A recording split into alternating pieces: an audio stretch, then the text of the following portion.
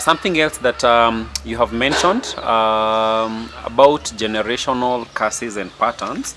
How should people handle this? Because I think they are real, and sometimes we ignore the effect of them. What is your take? What is your advice to people who are in marriage, whether young or old? And what can they do about generational curses? Because we see that sometimes we assume that everything is okay, but when children get older, we start seeing now those patterns following them up. How should we handle generational patterns and curses? Power of life and death is in your tongue. Generational curses are real, and they are there with us as they are generational blessings. You know, it's always two-sided, a blessing or a curse. So there are people who initiated us in our old age out of ignorance or out of know-how. They knew what they were doing. And since they used their tongues, they used the influence they had, we can still use the same influence that we have. And life and death is in our tongue. And we can either cancel or affirm. And sometimes we do it ignorantly. Once my son is born, we say he looked like his, that as Kikuyu, just an example of us. We say he looked like my father. And once we say he looked like his father, it's either negative or positive.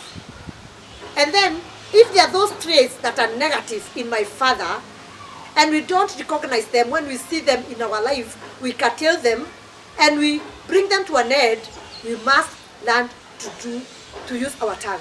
And we agree, there are those things that my father did that were not right. One thing, we realize them. We must know what they did. Because my Bible says, my people perish because of lack of knowledge. One thing we have to know, what did our forefather did? Because in our culture, like when they were taking beer, they used to pour it on the ground. And they were saying, those were for the ancestors. And ancestors, they are people that they believed that were dead, but they were still in communion with them. So we should know if there's a generational curse in my family, for example, on polygamists, I should know this is a curse. One thing, I denounce it. I have no fellowship with it. And I break it. And I also get somebody with authority with me that I respect to pray and break it with. And if it is man, I give a sacrifice for it. Because a sacrifice is something you do out of pain, that will pain you. And you say, this one I'm doing specifically to break these generational curses. Those curses will follow us. But the thing is, if we encourage them and we say it's okay for us to live with them, they will always follow us and they will be there. And if anything you encourage and water it, it always grow. But anything you hate and you don't take care of it and you forget it, it will not grow. It's like when you plant a shamba. If you don't take care of that shamba, it will go down. But if you keep encouraging it, putting manure, putting water, watering it, and encourage it, it will follow us up. So we must realize and recognize those generational curses. Because the truth we don't know, it cannot help us. But the Bible says we shall know the truth, and the truth shall set us free. So we must know the truth of those things that happen in our generation. And that's why we cannot, I said from the word go, we cannot go forward if you don't know where you're coming from. If you are coming from a generation that has problems, both witchcraft, and we know our forefather used to practice witchcraft, we must denounce those curses and repent those things that they committed.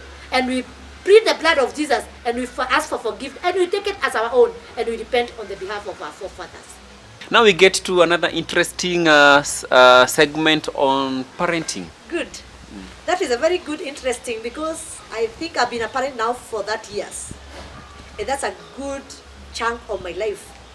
And I would say parenting has been the most challenging thing and also the most exciting thing, because there's nothing as beautiful as a mother.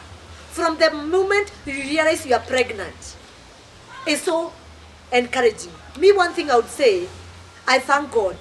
And that's what I say, it's very important we have the good, best background. Me, I used to pray for my life, for my pregnancy, before I became pregnancy. And I used to pray for my children before I even got married. That is one thing I would thank my pastor, Armstrong. He used to tell us, pray, pray, pray. And also Sospita used to say, pray for your life. Pray for who you want to be. And that one, in fact, I remember one time we studied the book of Samuel, and we used to say that Hannah of the Bible used to pray for a child, and he used to make vows for his child even before he was born, and that is also very important. And then you should dedicate your children where you want them to go, even before they come. I remember when I used to pray that I used to say, me, I want my children to serve in the church. Before I was in the church, before even I was a minister, before I even thought about ministry. And I used to pray for my children. And one thing I thank God for, my pregnancy was the smoothest moment. I never used to have morning sickness. I never used to like, some people say they don't want to see their husbands. They don't want to see some foods. They don't want to see some people. They don't want to wash. They don't want to do things. Me, one thing I would say, all my 3 pregnancies, because I'm a mother of 3 boys, they were the smoothest thing in my life. And the other thing is, my childbirth. My childbirth were the best. I never struggled with my childbirth. They were very smooth.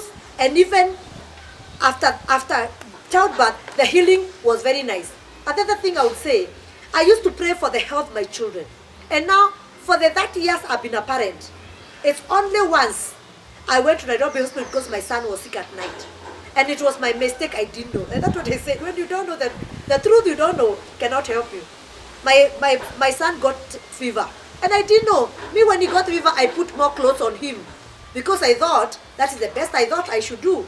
And then when I went to the Nairobi hospital, they told me, you are the one killing your son. He has no problem. It's only a small upset. Remove the cloth, they remove the cloth, they sponge the boy, and we went home without any medication. So one thing I would say, that prayers will first for our children, even before they come, is very, very important. And the other thing I would say people say it's very hard to bring up boys. But for me, I would say it's the easiest thing that I have. Plus now, the good thing is, I was a parent even before I became a parent. That also helped me to see my children go, because my 4 brothers from me, my 3 other siblings, they are brothers. And I grew up with men. In fact, I was like almost the only girl in my house, because the girls were born when I was already mature. Children are very, very different. They are introvert and they are extrovert. And they can never be the same. In fact, both me and my spouse, we are very hyper. We are very active. But my son is right opposite of us. He will talk once, and that is the end of him. Even in church, he will just talk once, and that is the end of him. And that is him. And even if you try to ignite him to talk, even if you try to ignite him to minister, even if you try to ignite him to work in the church, he doesn't do anything. And that is him. And that is what he is. Another thing I would say, the other mess we did in our child, my child was very good in IT. But when we went to the university, he went to St. Joseph Gedongoli, then after that he went to Kenyatta University. But he was called through JAM, and he was called to do biochemistry. Hey. But he had an interest with IT. But us, being the parent I am, and being the Kikuyu I am, I said he's going to do what the course he was called for. That's another mess we did for our son. That also made him to be more introvert than he was, because he got a course that he was not ready to do. And you see, being an introvert, changing for an introvert is very hard. So he went through that course, but the end result was not very good, because he never concentrated on the course. Even today, like, that was a little bit for some days. That was 2012, that's when he went to the university. Even today, he has never graduated, because the other thing as parents we do, we force our children to do the course that they never want to do. So the second one went to the same university, he did analytical chemistry, and he graduated 2009. He graduated even before his brother.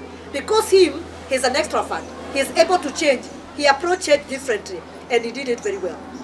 That's another thing I want to tell parents. Me, when my children were in school, we used to sit down and talk and agree. And I used to encourage them. I remember when my firstborn was in Form 3, he told me, Mommy, with my grades, I cannot go to the university. Then I told him, me, I believe and I've been praying with you. You must go to the university. And by God's grace, he went. And I told him, if you get an A, I'll buy you a phone. I'll take you to driving school. And I promised and I fulfilled. That's another thing I want to tell us to parents. When you promise your child anything, make sure you promise and you fulfill. Because we make promises thinking our children will not get to the bar, or we think the bar is very high, and we also do the without also counting the cost. You must count the cost when you encourage your child to do something. Because there's nothing as good as parent as encouraging our parent. Because like when my children went to school, me, I was coming from the school of A, B, C, D. So when my child came, when he went to preschool, he came and told me do. I didn't know what that, because then I was not a teacher. I was an accountant. So I knew nothing about education. Thank goodness, the teacher of my children has always been my friend. Even the lecturer of my children, I always want to get the numbers of the lecturer of my children. That's another thing I want to encourage parents. When your child go to school, make sure you have the contact of your teacher, of the teacher of your child. Make sure, even when you go to the secondary school, make sure you have a contact of a teacher in that school. When they go to university, make sure you have a contact of the lecturer. It's very, very important. And that is the only way to follow up your children. The other thing I would also encourage parents, even when they become adults, make sure you pray for them, you call them. Sometimes once in a while, all my boys are not in my house. But once in a while, I make sure I prepare a good meal. And I call them, I tell them, don't prepare supper, I'm bringing you supper. Because you want to keep parenting them. You want to keep following them up. So one thing I want to encourage parents, the first encouragement is from you. The other thing I want to tell parents, never ever, even if you see the weakness of the teacher of your child, never discuss. I remember a child came to my class and told me, Mami alisema wewe hujui kusomesha. Which is true, because even the driver of the van told me the same. The mother had told the driver that I had made a mistake. Then, being the mother I am, and being the parent that I am, I called that parent and I sat her down. And I told her why I had done what I had done, because it's called number value. Number value is, write a number for a baby and you tell them to say the value of that number. Saying the number of value is, number 1, you put 1 ball. Number 2, you put 2 balls. And because this girl is very sharp, me had started with number 10. Then 9, then 8, then 7. So when the mother went home, he asked, why did Johanna like this? So I called the mother and I told her, you must come to school. And I talked with the mother, I told her, I did this to your daughter because he's very bright. And I didn't want to do the obvious.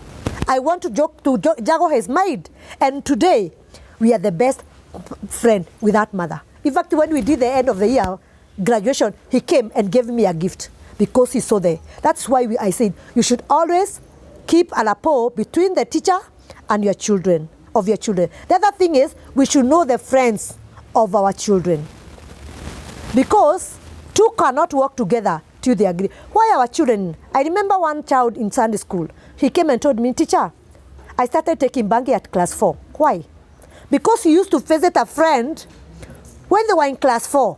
You as a parent, you think they're very naive and they're very innocent. There's nothing they can do bad. But that boy right now, he's a cabbage. He doesn't know whether it's Monday or Friday. He not have to take a bath. He's always moving up and down, carrying trash. Because that bangi got in the marijuana, got in the system. Now he cannot do without it. So we must also be very careful which our friends engage to. The other thing is, us as spouses, we should be very careful how we relate to each other. You know, a girl in baby class, that is a long time ago, he came and told me, teacher, mamangu ako na nguvu, kwa nini? Anabebaga baba yangu. You know, people are doing their own, their adult things before the child, thinking a child is very young. And when I called the parent, he told me the truth. It's the truth. They are staying in a single room. And they are doing their things when the child is there. And the child being that innocent, he come and tell teacher, because me, I'm open to my children, they'll tell me anything. He came and told me. Then I had to advise them as the parent I am, please, if you want to do your own things, do it when the children are not there. So as parents, we must be very careful, because we are the best teacher of our children. And the first 10 years in your child are very important. If your child doesn't know the right and the wrong before they're 10 years, it's very hard for us to change them when they become bigger. So we must be a role model, we must be very careful, and no, we are not bringing up things. The other thing I would tell people, make sure you call your children good names. In fact, like my son, even my phone now, I've saved him great. because that is who he is. My other son, I've called him prophet. The other one, I've called him man of God. And that's the way I've saved them in my phone. Because every time I think, even when I'm praying, I pray for them with great names. Because how you call your children is very important. Hutaita mtoto wako ng'ombe akuwe anything better. Utauza ng'ombe uende ukasomeshe ng'ombe ingine. So we must be very careful. Where's it mtoto wako dog and you're expecting anything better than a dog? Because life and death is in you. And if God gave you the power to create that child, even the character and the future of that child, it's in your hand. You can still create it. You can touch something on owning property as a family, budgeting and roles and responsibilities in the home, and how should people handle roles and responsibilities in the marriage. And when it comes to owning property, again I said, knowing what you know now. Yes. You know, when you come together, you come from what you know. And what you know is your parents. And as we have talked parenting, parents are very important. Me, what I knew was the man is the head of the family. And you know, head, we know, that means as women, we have no head. And we say the woman is the neck. His work is to move the head. But in the Bible, the head is the source. And the woman is suitable helper. And a helper cannot be weak because you are coming to help somebody who cannot lift something. If I have this bottle and I cannot lift it, if I need a helper, I need somebody stronger than me who can lift this bottle. And that is one thing that we make a mistake. Laws in the family, you have to decide which law to do.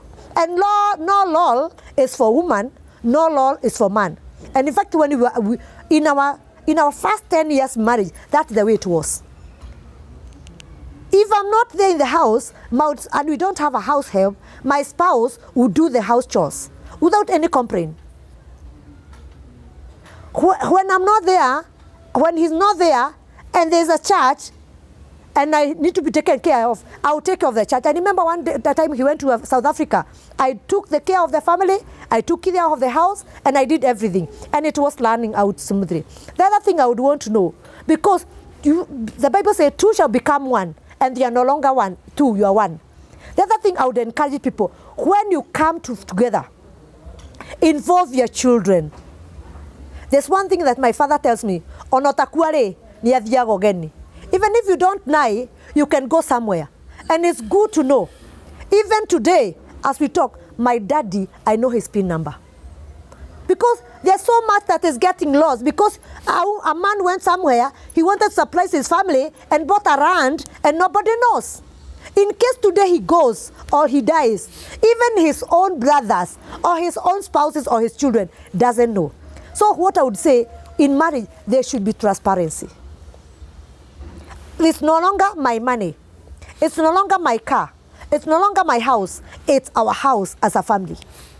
Why are we working hard? We are working hard also for our children. So one thing I would encourage people, once you buy a property, you husband and man, spouse, both spouses, man, male and female, let every asset be under the spouse of both of us. Because people change. Because it's only God who doesn't change. And also when it's under your two names, let your children know.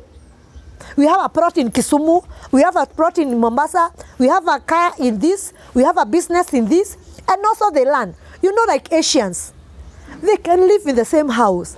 We even say that they don't know Christ, they're not born again. But the way they work, I admire the way they work. You'd find a business of Patel. The Patel Junior is running it, but the Patel Senior who started that business was the great-grandfather. And they learn together.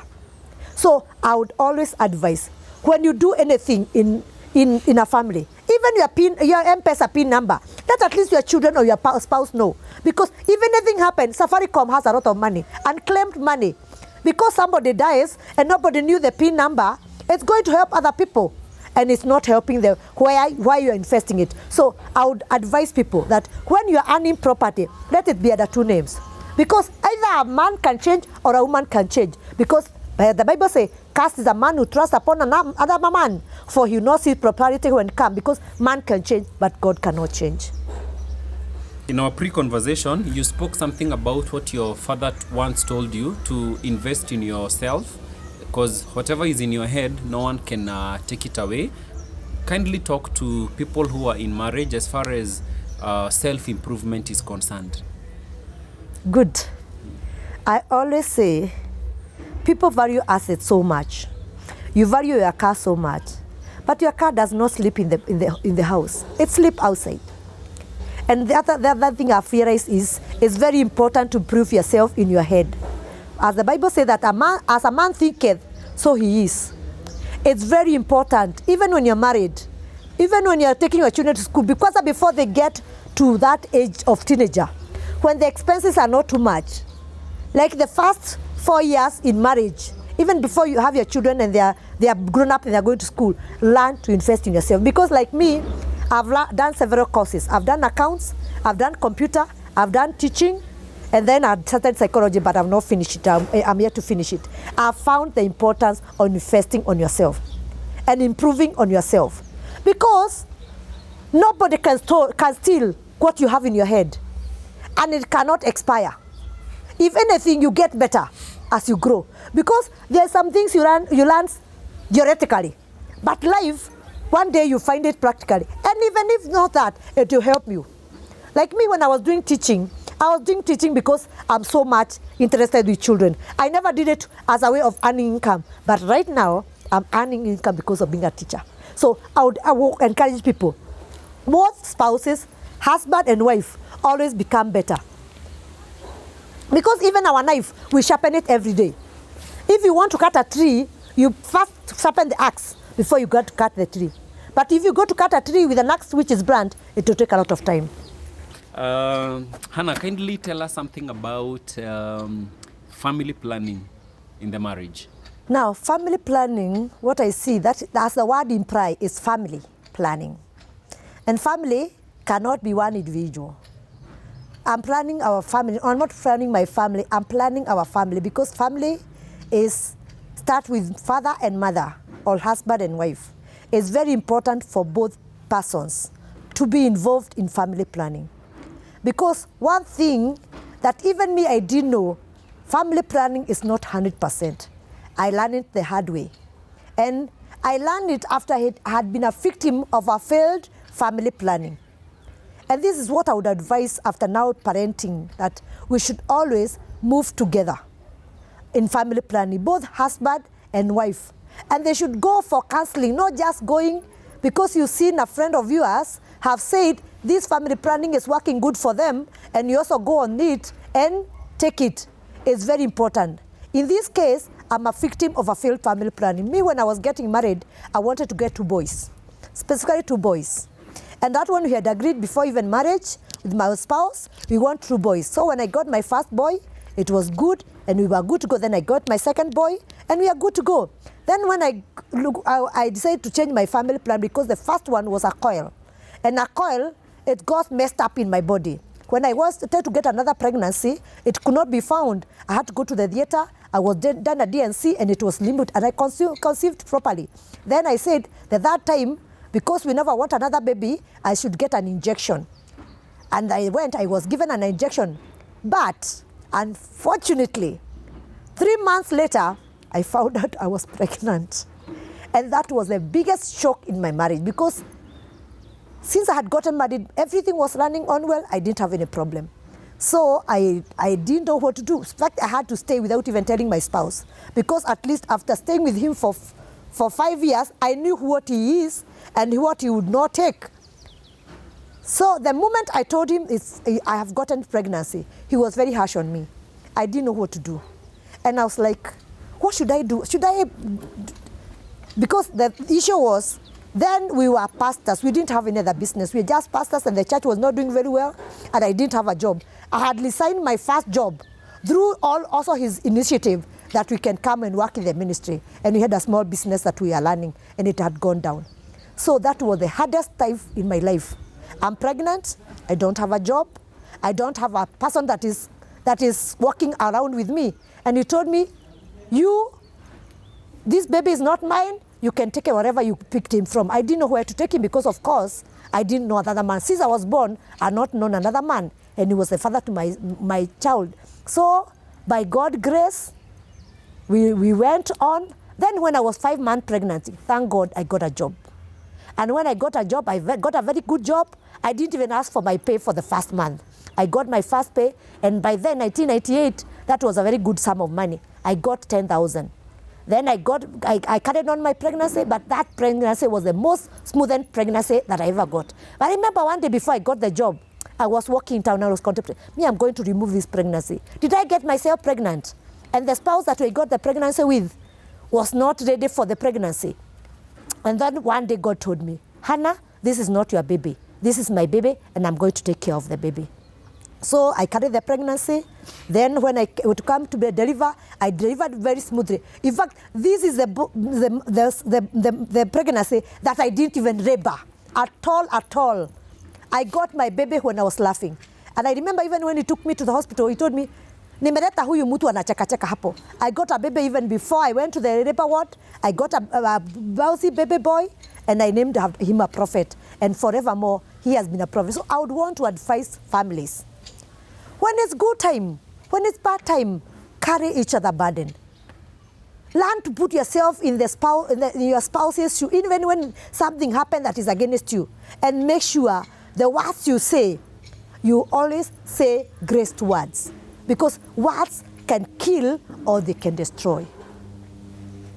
Thank you. So you're saying people should be careful with their words, and it is even men should seek to understand family planning. So it is not about the woman only. That's your advice. I've said it's called family planning, not woman planning. It's family planning. And that one is very important. I'm not planning my life. I'm not just planning me. We are planning our family. And whatever comes in our family, and that's why even when people are saying their vows, you say, for better, for worse. So what's happening? And even a baby is not worse. It's a blessing. So many people are struggling to get children. And this child, even now, he's a blessing to all of us as a family. He's the best child that we ever got. The most calm. Even like last week, he went to the prayer mountain without even consulting me or the father. He went to Heaven's Gate for 7 days. Him alone praying and fasting. Even when he has storm, he's always praying because he was got in prayers. So always remember, there are those people, things that happen. As the Bible says, all things work together for good. Be careful how you comment, because sometimes it's a blessing in disguise. And sometimes you say words that will keep hurting like thorns in the flesh. Very good. Thank you very much. In close connection, I would want you to address the issue of there was a season in your life where you were the breadwinner. And then in our pre-discussion, you spoke something about you will only know a man when he has money. So what did you mean by that? And maybe you can tell us a little bit about when the wife needs to take care of the family, or when the husband, who's the supposedly breadwinner, loses his job. How should things be like? Should the woman go back to the parents' home, or should they struggle together? Now, it's when we come together, as I said, we say for better, for worse. Not even losing money. I have a spouse, that a family friend, that the woman was a manager in a hotel. But by bad luck, she was attacked by meningitis. And that girl got bedridden. Even today as we talk, she can't walk properly. She was very nice. In fact, we went to that wedding in Tari Hotel, but she lost everything. But one thing, I thank God for that man. He has ever stood with that girl all her life. No, when we got married, things happened in my marriage. And after only 1 year, both of us were working. I was working in industry area. My husband was working in town. That there was a problem in his place of work. He lost his job. And not only did he lose a job, he lost a job, and it was a police case, because there were some things that got lost in his place of work. And when they got lost, he was the custodian of those things. Then in 1993, the awardee 960,000, less 40,000 to $1 million. So when he lost those things, he was taken to Central Police Station for a whole week. That time I was only 1 month after delivery. In fact, I used to carry my baby, go to Central Police, take to her meal, talk with him, and go back home. Then after that, he was taken to Kenya High Court. The case was mentioned. He was taken to industrial for 7 days. Now then, thank goodness I was working. I was doing every responsibility. I used to take care of him, and I used to take care of the bill, even to pay the lawyer. And thank goodness, in 1996, he won the case. Then when he won the case, he got paid his money. Then he started saying, now, I don't know, I can't judge, let me not be judgmental. He said I should leave my job and we start a company because I had trained on computer training, I was computer operator. Even where I was working then, I was an accountant come computer operator. He told me, because you're better in computers, you better come, we start a computer school and we can go together. So I resigned in July 1996 and I joined him. We started the company, the school. Then when we got the school, I was paid my money. Then I was paid 120,000 because I had invested, I had a cooperative, I had a pension scheme. The money was withdrew and I was given. Then he had his friend, he told me he was his neighbor up country. He told me this man is from South Africa, but I never met the man. Because that time I was expecting our second born. So I had not much energy to move around, even to walk around. So I told him, because he then, when I got married, our best man told us, the best thing for us to do, even if you have one account, we had one account, it was under my name, the one that my daddy had opened for us, and he saw there was no need then to open another account. I gave him the PIN number. He used to have the PIN number of my account. He went and withdrew the money, 120,000. Then when he came in the evening, he was very unmoody and asked him, what happened? He didn't tell me anything. When I insisted, what happened? He beat me for the first time. And I didn't know what to do. That time I had already delivered my second born. I had to go sort out with my best man. We came and talked. He apologized, and I forgave him, and we came back together. But initially, when my husband lost a job, my parents were very annoyed with him because he was not doing anything. He used just to stay in the house and wait for me to pay all the bills and take care of everything. So when my cousin had come to visit me, I didn't know. He was sent as a spy to come and check how we were living. So when my father knew that my husband was not doing anything, he called me. And I went home and told me, Hannah, you can't stay with a lazy man. You can't stay with a man who is not doing anything. Better even get a small kiosk and learn it and do something. And because me, I knew marriage is for life. And being a Christian, it was ungodly, and we were told even when we were young, it's better broken engagement, but not a broken marriage. I was ready to fight for my marriage, nail and tooth. Me, because I was on leave then, my father locked me in the house for 3 days with my boy. After that, I had only one boy. They had locked me in the house, but I looked for a way. I got out through the window and I ran away. Then time there were no mobile phone. So my husband came to look for me after 3 days because he was worried what had happened to me. He came, and my father being the father who loved me, he was not very soft to my husband. He told them, well, you are misusing our daughter. I gave you a daughter. Instead of taking care of him, you are not taking care of him. Then we came back. I told my husband, leave alone my father. I'm the one who is married, and I'm good with you. But now, the second beating came when I got my third born without our consent. And he started beating me, saying, me, I want to get children like my mother. In fact, he said it in Gikuyu, orenda kugĩa ciana ta nyũkwa, na orenda kũnjatha ũrĩa nyũkwa athĩte thoguo. And I was like, why did I want to overrule her? And I've never seen even my mother overruling my father. And to him, when we go home and we give a present to my father, he give it to mother. It was like now that my father was being overruled by my mother. But I took it soft and I went on with life. So when I was given the first beating, I'm very good in forgiving and stepping forward. That is one thing I like about God. He has given me a very soft heart to forgive and forget and continue. So we went on. So after the second beating, that is when I became very annoyed. And when I got my second job, I get a job after that pregnancy. I said I will not give him money. But we sat down and we agreed. I said it's okay, I can give him money. So I went after that 1998, I did that job. 1998, December, I got the baby. Then 1999, that company, Kenya Limousine, went down. But by God grace, another company was opened called Diracab. And my boss was also a director in that company. And he said, Hannah, since you are doing very well when you are pregnant, you can also come, we absorb you in this new company. And thank God, what happened? I got 3 times better salary. He gave us a car, and I asked my boss, can I bring a car here? We can be doing business, because that was a tour company. He agreed, and that company used to make good money. In fact, I remember the first time it was June. When we got our first car, it made 60,000 in a month.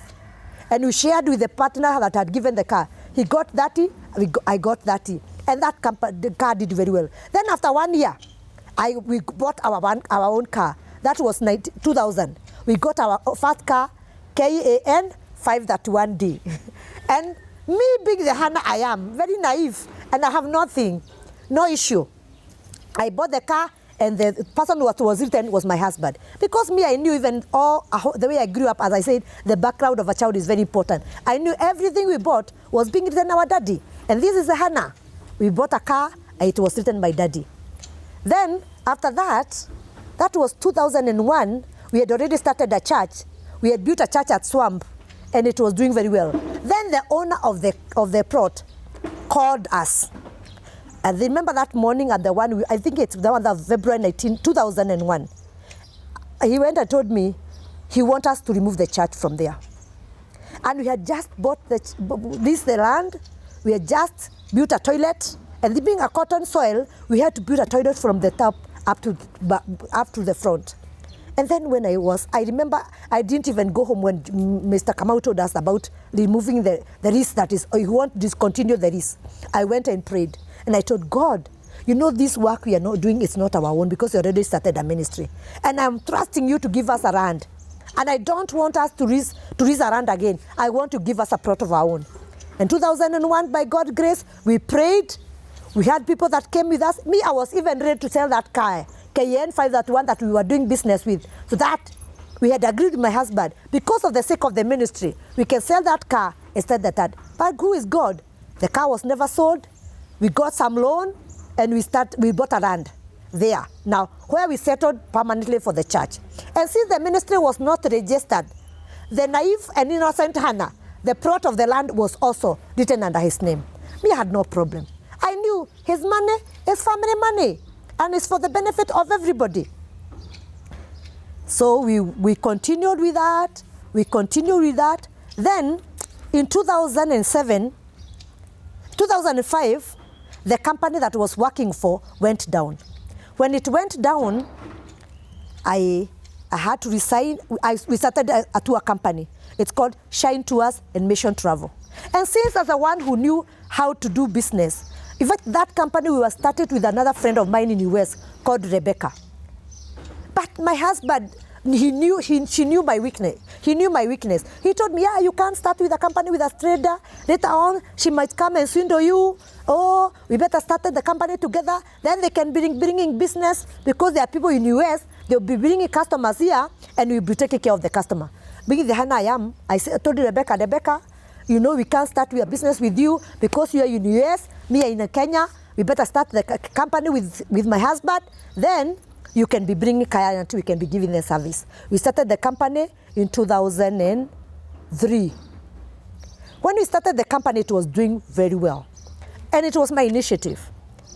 And then we finished to pay the plot of the land. Then in 2007, I was ordained as a pastor, as a reverend. Thank God to my Bishop Karoki. He came. We did a very good ordination. In fact, it's my husband who saw the ministry in me. He's the one who negotiated with the bishop that he should come and ordain me. And since me, I was already ready. I was still working without ordination. And my husband was thinking of going to US. So we decided I better be ordained. Then when he goes, I can do the work of the ministry. Then I was ordained on 15th July 2007. On my ordination, we had WW the church. It was looking good. When the bishop came, he said, God is telling me, Hannah and Steve, because of the way you made the altar, this year, God is going to give you a house of your own. Then we took it with my husband and we agreed, we are going to get a house. And then that, after my ordination, in October, my husband went to, where did they go? They went for a mission out of the nation with my husband. And when they were in the praying, Karok told my husband, if today you died, Hannah will go back to her mother and your children. In fact, he told you, if this plane go down without a home for your children, if this plane go down, your children and your wife will go back to their marital home. So the best investment I want you to do is you buy your own house. So when it came to buying a house, when we were getting married, my father had given me good money. And my father advised us, instead of using this money, we buy a plot. We bought a plot in Jiro. So when we wanted to build, my husband, we had done a business that gave us 300,000. My husband said we are going to build in Jiro. But me, I was feeling it was offside. My children were in school in the area that we were living. We had a church, and we needed at least to be near, because shifting coming every Sunday to church, we cannot take care of the church properly. So I told him, I'm praying God that we get a plot nearby. And by God's grace, I went to visit a friend of mine with another pastor called Pastor Francis. And we went to visit that woman. In fact, she was a widow. When we went to her house, she's a good friend of mine. He's called Mama Prince. She told me, Hannah, she was introduced to me by Francis, and he told me, there's a house in the neighborhood the owner is selling. And he's only selling it for 500,000. It's a house that is up to lintel, with a plot, with electricity and water. And I said, wow, that is good. I went inside. And when I went in that shell, in that house, God told me, Hannah, this is your house. Then I went, I told my husband. He said, no, we cannot buy a house there. Huko ni kichaka sana. It's in the bush. We cannot buy a house there. But me, I was convicted because God had told me this is our house. Then we negotiated. They went with my father to check the other plot we had gone to buy in Jiro. Then when he came in the evening, my husband is tall, black, and handsome. That time he was as black as charcoal because of moving around. And he came and told me, give me water to take a shower. He went and took a shower, then he came back. I tried to talk to him, he couldn't talk. Then he went to bed, I was left there praying. I prayed, and in the morning I asked him, can we go and see the house that I was telling you about? He said, okay, we can go and check on it. We went and checked on that house. He saw it was good. And then there was a neighbor now there, a good neighbor we worked together with in our youthhood. She's called Hannah like me. I told her, Hannah, who is the owner of this house? He told us the owner was working in meteorological department in Nairobi. Then we negotiated, we went there. Already we had 300,000, and that house was being sold for 500,000. So the owner said the only way out is we pay 400,000. Then the 100,000 we can pay later. And me, I told you we are that close with my father. I knew my father had stored the shares with Kenjen, and he had some money in his account.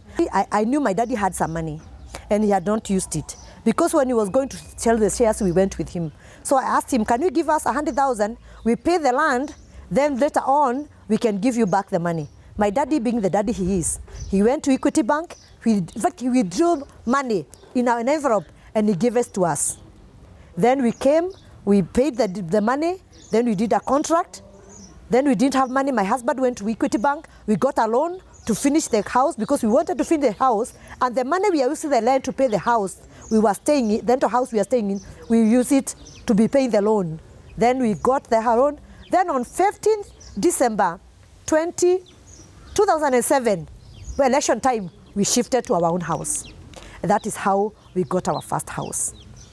And that was very important. But when we got in the first house, when it came to paying back my money, the money of my daddy, that where problems started in my marriage.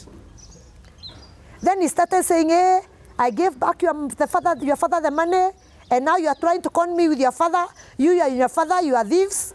And then this is the time I got my third beating in 2012. Because 2012 we had finished paying every debt, and then by God's grace, in 2009 he went to America, and he got some connection in America.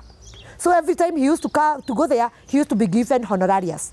And he used to come, we built our house. Then went to America, 2010, we had a school also. I was learning the school in the church. The school was doing very well. It had over 100 children. Then he started saying, I'm misusing my money. Every money I get, I'm not responding, I'm not respecting him because I have money. I'm taking every money to my father. I'm misusing money. Then he came, he went to Equity Bank, he did all my account, he did all my statement. And then he wanted me to account. After coming back in 3 months, he wanted to make me to account to everything. Me, I said, I can't do that. I left the school. And then the trouble in my marriage started after my husband went to America.